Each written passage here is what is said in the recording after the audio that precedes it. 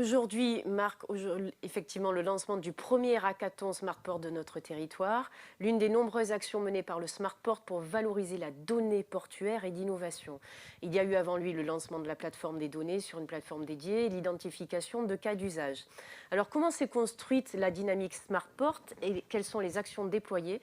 Nous allons parler de la donnée avec son marché, ses enjeux et ses jeux sur l'énergie et le portuaire, avec nos intervenants, Martial Alvarez, vice-président de la métropole Aix-Marseille-Provence, Johan Barbier, directeur technique de la société Clanic, spécialisée dans le conseil digital, Philippe Michel, directeur général au développement numérique et SI à la métropole Aix-Marseille-Provence, système d'information, Jean-Philippe Bonnet, délégué régional Méditerranée à RTE, réseau de transport électricité, Christophe Reynaud, consultant en technologie de l'information et logistique à MGI,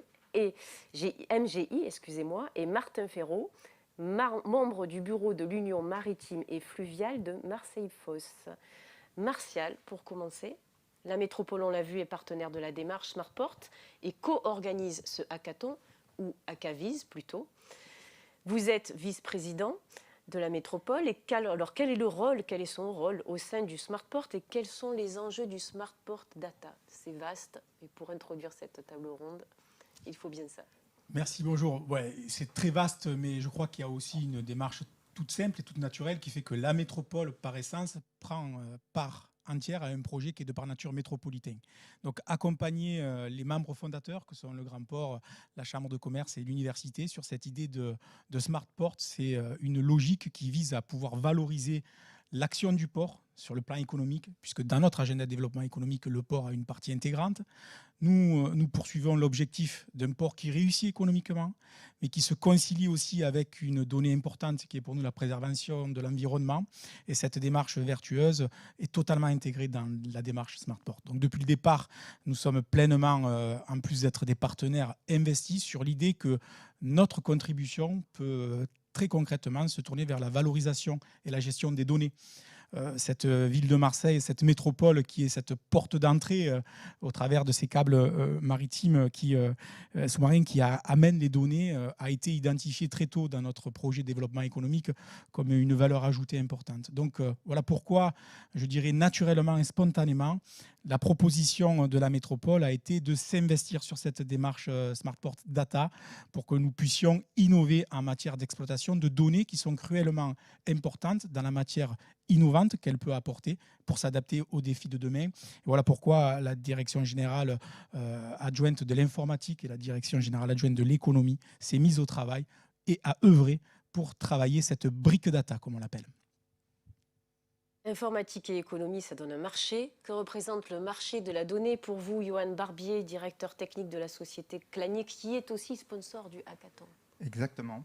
Alors, c'est déjà pour nous un positionnement technologique, puisqu'on est en train de travailler notre offre. Et donc, on se spécialise sur la partie Big Data.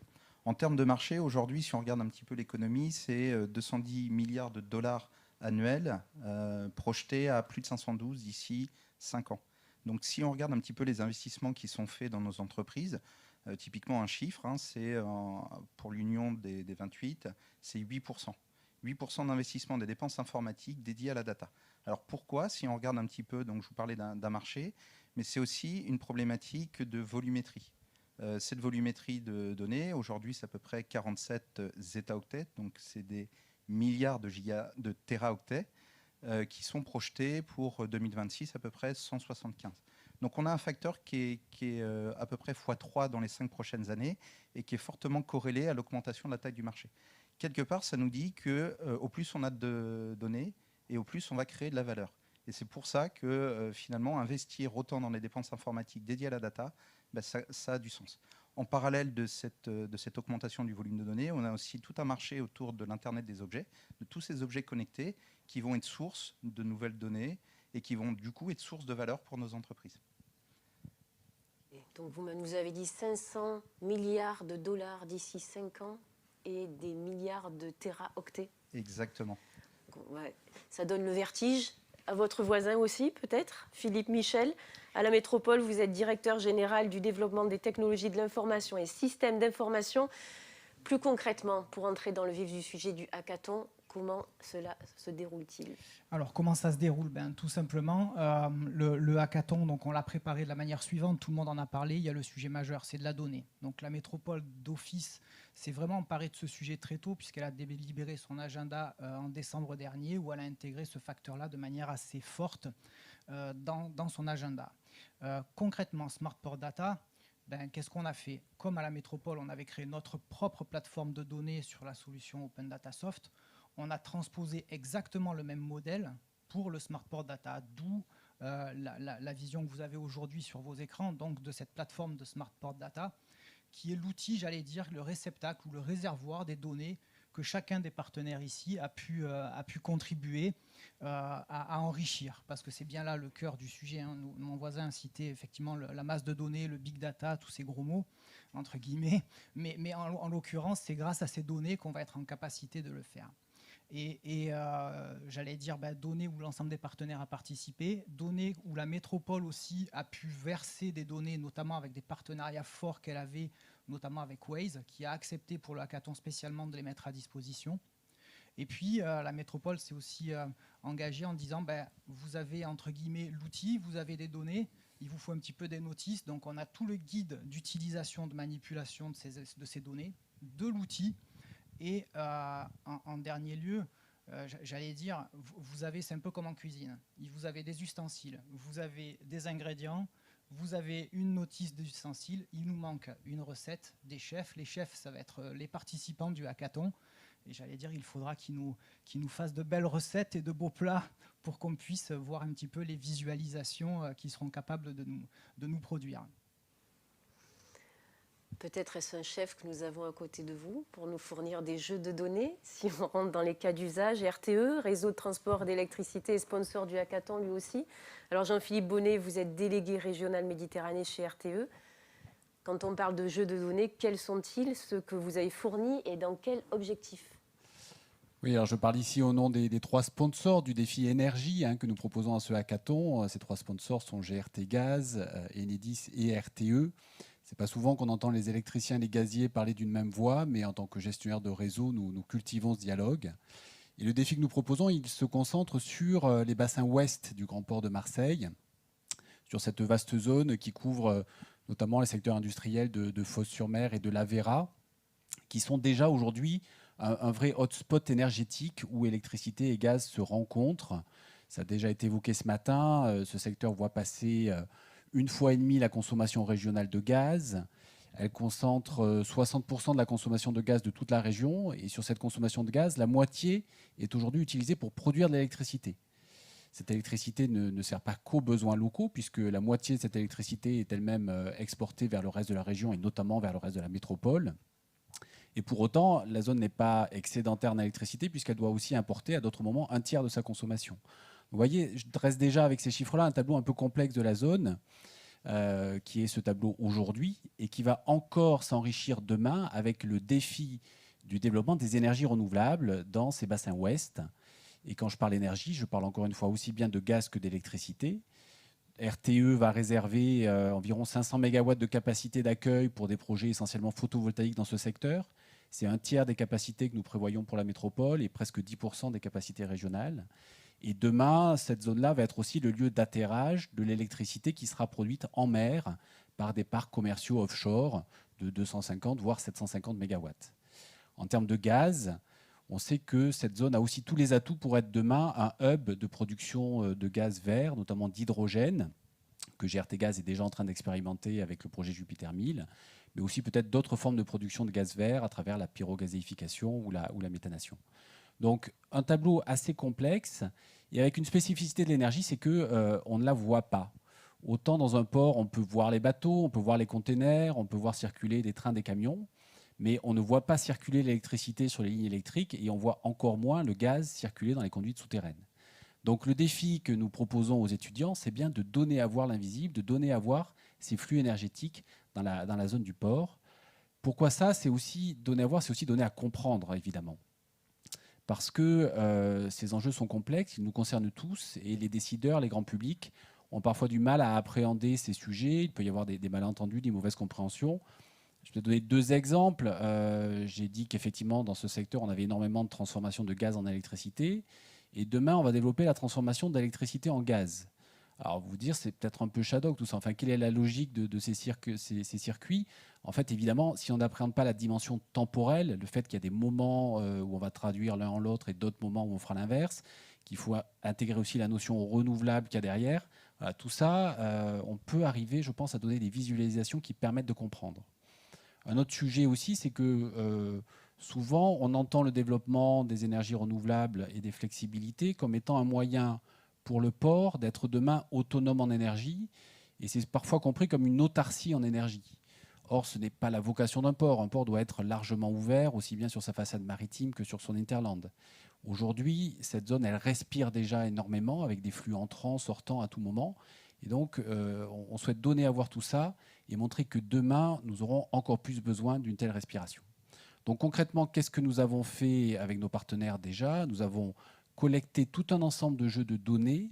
Nous avons essayé de les harmoniser à la fois sur la zone géographique, sur la maille temporelle. Nous avons bâti, ce que vous voyez sur le transparent, une représentation qui se veut déjà simplifiée de l'ensemble des grands flux, des grands éléments de transformation pour illustrer une sorte de centrale énergétique virtuelle portuaire dans lequel on voit rentrer des flux, sortir des flux, se transformer des énergies. Et nous avons proposé à ces étudiants, il y a plus de 800 000 données à exploiter pour que cette carte statique que vous voyez, demain, elle s'anime, elle vive, qu'elle donne à comprendre et qu'elle permette au plus grand nombre de partager ces enjeux pour dessiner l'avenir énergétique de ce port. Merci. On reviendra avec vous tous à la fin de cette séquence en questions-réponses. On continue avec Christophe Reynaud, consultant en technologie de l'information et logistique à Marseille Giptis International. MGI est un accélérateur d'échanges, également sponsor et fournisseur de données dans ce hackathon, ce Hackaviz. Quelle thématique défendez-vous particulièrement et quel type de jeu de données avez-vous fourni pour ce Hackaviz ? Alors nous, la thématique qu'on défend, c'est premièrement de placer le port comme un concentrateur et un générateur de données. Ce qu'on ne voit pas, on l'a dit tout à l'heure, on ne voyait pas l'énergie, mais quand on voit un port, quand on a la première idée d'un port, on voit des bateaux, on voit des containers, on voit des infrastructures, des quais. Mais pour que tout ça fonctionne bien correctement ensemble, eh bien, il faut des solutions, il faut échanger des données entre 30 ou 40 métiers différents. Et c'est le métier de MGI de produire et de fournir des plateformes qu'on appelle des cargo community systems. Ça fait depuis une trentaine d'années que nous gérons des données que pour faire passer des conteneurs ou faire passer des bateaux sur le port de Marseille, tout se fait de manière complètement digitale. Et à ce titre, nous avons une plateforme, nous avons des solutions qui concentrent énormément de données et que ces données sont utilisées pour l'instant, j'allais dire, simplement pour du passage portuaire, pour de la fluidité, ce qui est notre cœur de métier. Mais le pari que nous avons fait pour contribuer en tant que fournisseur de données à l'initiative du Smart Port Data, c'est fournir ces données pour nous permettre de connaître encore, d'avoir une vision plus fine de comment ces bateaux sont connectés avec un environnement méditerranéen, d'où viennent ou où vont ces marchandises qui passent sur le port de Marseille et comment sont occupées les différentes infrastructures, comment les infrastructures portuaires peuvent cohabiter avec les infrastructures, l'aire urbaine, l'aire métropolitaine, avec ces soucis de cohabitation entre les usages logistiques et les usages strictement urbains.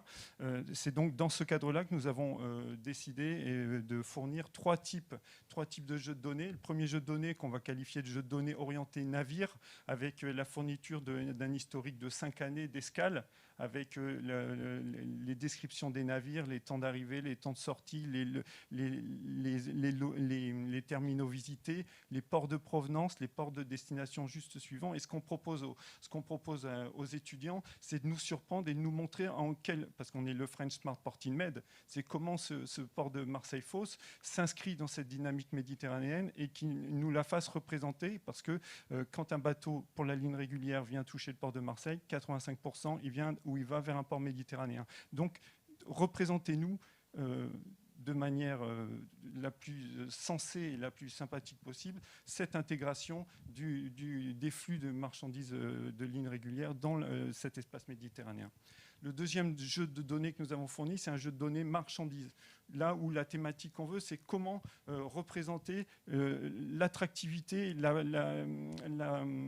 rôle mondial du port de Marseille. Et on a fourni des statistiques sur l'ensemble des trafics de toutes les marchandises qui passent sur les lignes régulières, sur les terminaux de Marseille et de Fos, et charge aussi là aux étudiants de nous proposer des représentations géographiques, graphiques, temporelles, pour nous montrer que de bien nous représenter cette activité portuaire et éventuellement être amené à en avoir une meilleure vision et prendre des meilleures décisions possibles.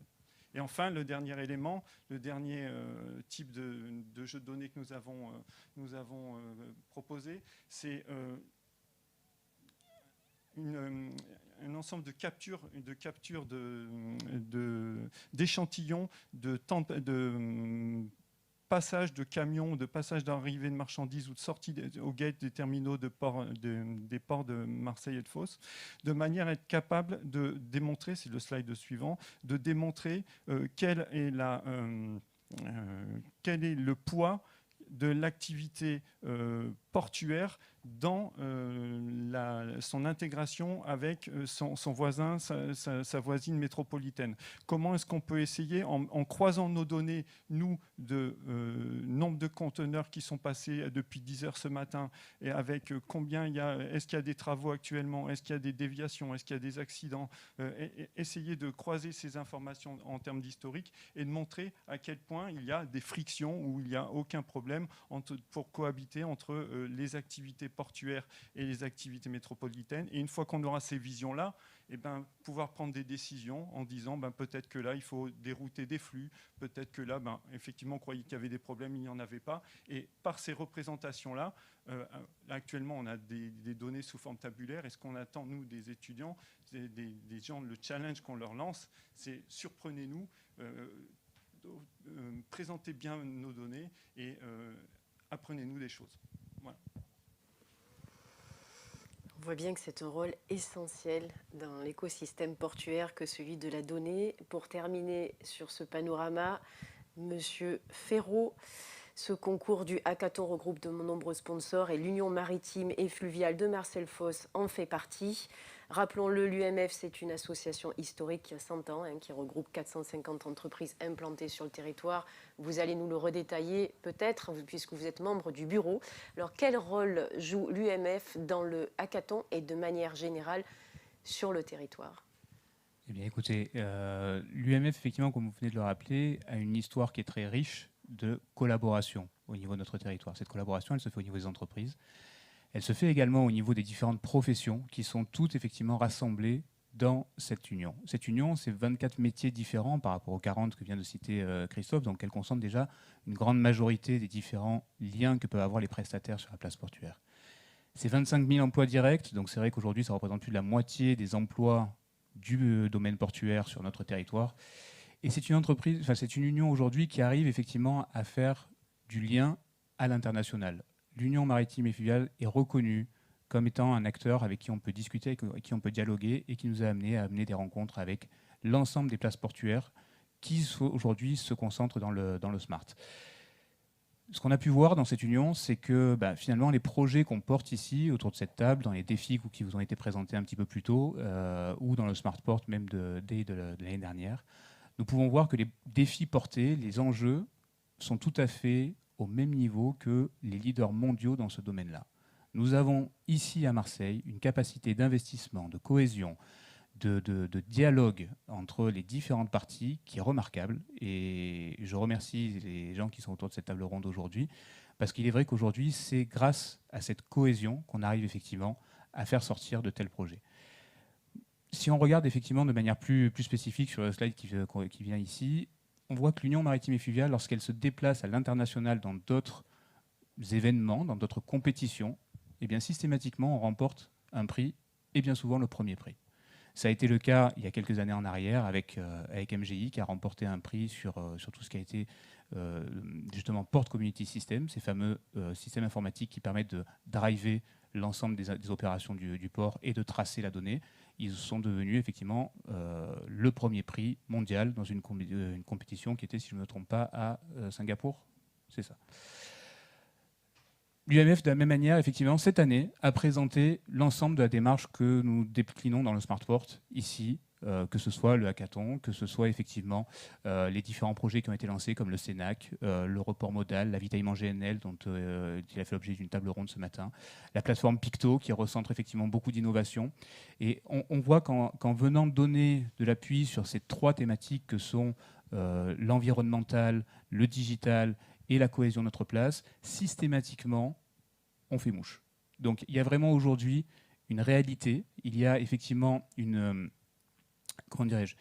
cohérence dans le schéma qui est adopté, et il faut absolument qu'on aille plus loin et qu'on se rende compte de ce qui est fait actuellement à Marseille et qu'on aille plus loin dans ce domaine-là. Si on reprend effectivement un autre exemple, nous avons l'année dernière, sur le slide suivant, organisé un événement qui s'appelait PGLC, et sur ce challenge-là qui a été organisé principalement sur tout ce qui a été l'aspect pétrochimique et transport des vracs liquides, qui est quelque chose qui est difficilement visualisable également, on voit que Marseille a été ville hôte d'un événement totalement international, plus de 14 nationalités représentées, 200 participants, 21 speakers. Donc on voit aujourd'hui que toutes ces énergies favorisent l'émergence de projets et que ces projets sont jugés par les pairs qui ont cette expertise comme étant des projets crédibles et qu'il faut effectivement poursuivre. Donc on en arrive effectivement à notre dernier slide. Nous aujourd'hui, dans l'implication que fait l'UMF dans le Smartport de manière générale et plus précisément dans le Hackaviz, on voit qu'on contribue de la même manière que MGI par exemple à apporter de l'expertise métier. On a beaucoup de partenaires dans ce projet-là qui apportent chacun leur savoir-faire, souvent effectivement sur un territoire, via les collectivités, les différentes structures des collectivités qui sont représentées, via effectivement le Grand Port Maritime, via les différents partenaires qui peuvent venir processer de la data et apporter effectivement, soit par la fourniture de jeux de données, soit par de l'expertise métier, quelque chose qui contribue à avancer là-dessus. Nous, au niveau UMF, ce qu'on essaye de faire, c'est de centraliser effectivement un point de contact pour que, notamment les étudiants, mais pas que, puissent effectivement bénéficier de notre expertise et faire en sorte que l'on puisse les guider dans leurs travaux pour effectivement arriver à trouver la meilleure visualisation et la plus utilisable. Qu'on ne soit pas là juste sur un concours entre guillemets d'esthétisme, mais sur quelque chose qui soit effectivement extrêmement utile à la fois au territoire et au port en lui-même. Encore une fois, le port est une interface. Cette interface, elle relie effectivement la partie mer et la partie terre, sur laquelle, si on n'a pas de synergie entre ces trois éléments, on crée des bouchons, on crée de la perte de compétitivité, on crée beaucoup de problématiques opérationnelles. Donc l'aspect dans lequel on va venir fluidifier tous ces éléments-là est pour nous fondamental. Donc tout ce qu'on met là-dedans, dans la Smartport Data, la Brainport Community, les défis, on participe notamment au jury pour justement essayer de faire en sorte que les expériences puissent être reproductibles au sein de nos différents membres du projet Smartport. Et le sponsor du prix Hackathon, tout ça, c'est dans le but notamment d'accompagner la transition numérique, qui aujourd'hui est un véritable enjeu pour des questions à la fois environnementales, mais aussi des questions de compétitivité. C'est de renforcer l'attractivité de notre territoire et de venir figer ici des emplois. Là, on voit à quel point la supply chain aujourd'hui, de manière générale, est une activité qui est extrêmement volatile. Les flux peuvent se déplacer de manière très rapide. Et nous, on est là pour essayer de faire en sorte que Marseille reste la porte de passage la plus pertinente quand elle est analysée par les preneurs de décision. Et enfin, on a bien sûr effectivement un rôle sur l'emploi. Toutes nos entreprises aujourd'hui nécessitent des compétences humaines, bien évidemment. Et aujourd'hui, on compte énormément sur Aix-Marseille Université, sur le monde étudiant, pour que les talents de demain puissent venir alimenter nos démarches et qu'on continue à rayonner comme faisant partie des plus grands ports mondiaux, innovants et structurants pour leur territoire. Merci. Alors, vous parlez d'utilité par rapport au territoire. Justement, il y a une question. Quels sont les principaux problèmes de fluidité que ces jeux de données peuvent contribuer à résoudre ? Je vous regarde un peu tous sur la fluidité, qui est quand même un concept essentiel. Alors, en tant que fournisseur de solutions qui tend à garantir la fluidité, je vais me permettre de répondre. Je pense qu'il y a encore beaucoup de challenges auxquels répondre vis-à-vis de la fiabilité. Pour l'instant, je pense qu'on est très, très performant sur l'exécution, c'est-à-dire être capable d'aller vite. Mais là où on n'a pas, où on doit encore progresser, c'est d'essayer dans l'analyse des données qui sont produites. Quand on a toutes ces données qui sont à notre disposition, peut-être que quand on fait des retours d'expérience sur comment on a travaillé le mois dernier, sur quelle destination on a travaillé, sur laquelle destination peut être un peu plus performant, sur quelle destination il y a des évolutions où on peut peut-être essayer d'offrir des nouveaux services et peut-être travailler avec d'autres partenaires. Et ben c'est sur ces nouveaux usages-là, sur la prise de décision, c'est surtout sur cet aspect-là où pour nous, et c'est ce sur quoi on travaille au quotidien actuellement, c'est permettre aux différents utilisateurs qui pilotent les chaînes logistiques, d'être encore de meilleurs pilotes grâce à une meilleure prise de décision parce qu'ils ont des informations qui sont déjà rafraîchies, traitées et bien présentées, ce qui va être l'objectif de notre ACAVIS. Et je pense que c'est là-dessus que les principaux progrès sont à réaliser. Donc pour vous, sur des problèmes de pilotage de l'information et de prise de décision, en résumé. Oui, pilotage des flux grâce à l'information, oui. Et avec une visualisation encore plus fine de l'état actuel du port, comme on dit, savoir est-ce que le port est encombré, est-ce que le port est actif, et donc avoir ces éléments-là pour pouvoir prendre des décisions, dérouter, piloter le mieux sa chaîne logistique. C'est encore des domaines sur lesquels nous devons faire des progrès. C'est ce sur quoi on va essayer de demander aux étudiants de nous aider. C'est le sujet. Alors on demande d'ailleurs également, les entreprises portuaires sont-elles attentives aux enjeux du numérique et à la multiplication de leurs usages dans la logistique et le maritime? Vous avez en partie répondu en exposant ces problèmes qui se posent. Oui, je pense que les réponses ont été apportées et même très bien détaillées. Moi, je voudrais expliquer les choses de la manière la plus accessible possible. Car quand on est décideur politique, premièrement, on s'emballe quand on voit une telle synergie et on ne peut que se féliciter de cette dynamique qui a été créée, que ce soit dans le secteur du privé et que ce soit dans le secteur du public, pour amener justement cette intelligence collective à agir. Confucius disait une image vaut 1000 mots.